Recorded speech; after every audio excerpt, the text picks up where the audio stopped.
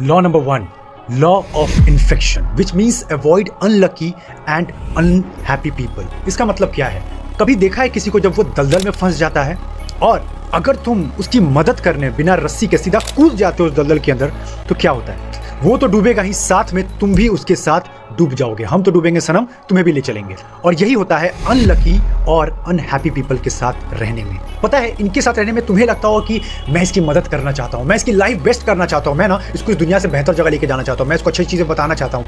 लेकिन हिस्ट्री में बार बार ये चीज प्रूव हुआ है, जब तक कोई इंसान अपनी मदद नहीं कर सकता ना, तब तक तुम उसकी मदद नहीं कर सकते हो। मुझे इस पर एक अपनी कहानी याद है। एक लड़की को मैं डेट कर रहा था आज से 1 साल पहले, एंड मैं भी उस वक्त थोड़ा अपने लाइफ में हल्का फुल्का स्ट्रगल कर रहा था, उतना नहीं बट मेंटली थोड़ा बहुत कर रहा था। तो मेरा नया नया इंस्टाग्राम ग्रो होना शुरू हुआ था, मैं लोगों की मदद कर रहा था। तो मेरे अंदर ये चीज आ चुका था कि किसी की भी मदद करना है, कोई भी रोता हुआ आएगा ना, मैं उसकी मदद कर दूंगा। और यही हुआ डेट पे।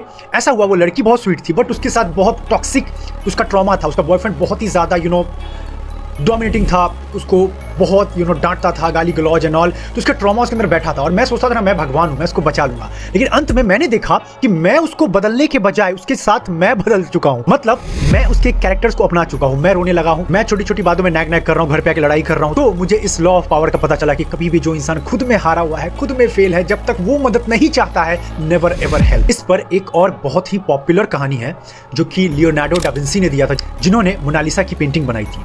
उन्होंने कहानी बताया था, गौर से सुनना इस कहानी को, बहुत कुछ सीखोगे। एक कौवा होता है, वो बीज को अपने चोंच में लेके उड़ रहा होता है। तो बीज बेचारा, बीज को एक एंटिटी समझो, एक इंसान समझो, तो बहुत छटपटा रहा होता है कि मैं कैसे बचूं इसके चोंच से, मुझे ये कौवा खा जाएगा। तो गलती से कौवे के चोंच से वो बीज गिर कर नीचे एक घंटा घर होता है। घंटा घर, जहाँ पे घंटा लगा होगा, तुमने देखा होगा, जहाँ बड़ी सी घड़ी होती है, उसके दीवार के छेद में फंस जाता है और वहां पे जैसे तैसे वो बच जाता है। फिर वो दीवार से कहता है, दीवार भैया मुझे बचा लो प्लीज, वो कौवा बहुत बेरहम है, मुझे मार डालेगा, मुझे भी जीना है, मुझे भी अच्छा करना है।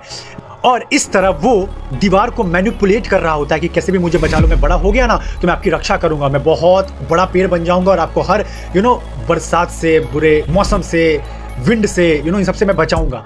तो दीवार को ये सब सुन के तरस आ गया, क्योंकि वो दीवार की बहुत तारीफ कर रहा, घंटा कितना सुंदर लगता है, आप कितने लंबे चौड़े लगते हो। और ये सब सुन के वो समझ नहीं पाया उस बीज के पीछे की चाल। और वक्त बीतता गया, वो बीज बड़ा होता चला गया और वो बीज दीवार में इतना बड़ा हुआ कि वो धीरे धीरे इतना बड़ा होते होते उस दीवार को एक समय के बाद पूरी तरह फाड़ डाला। दीवार टूट गई। मतलब दीवार यहाँ खुद मदद करने गया था, पर अब उसको मदद की जरूरत थी। फिर से एंड नोट पे खत्म कर रहा हूँ, एकदम बेरहम बन जाओ, कोई तरस नहीं खाना अगर तुम्हें एक्सीलेंस की चाबी को हासिल करनी है। क्योंकि ये लोग बहुत मैनिपुलेटिव खेलते हैं कि मुझे सब दिक्कत है, विक्टिम कार्ड खेलेंगे, हर चीज करेंगे, लेकिन तुम अगर इमोशनलेस बन के नहीं समझोगे कॉन्सिक्वेंसेस, तुम्हारा पतन होना तय है। चलो फिर कमेंट में कुछ सजेशन है या कैसा लगा जरूर बताना। मिलते हैं नेक्स्ट लॉ ऑफ पावर के साथ।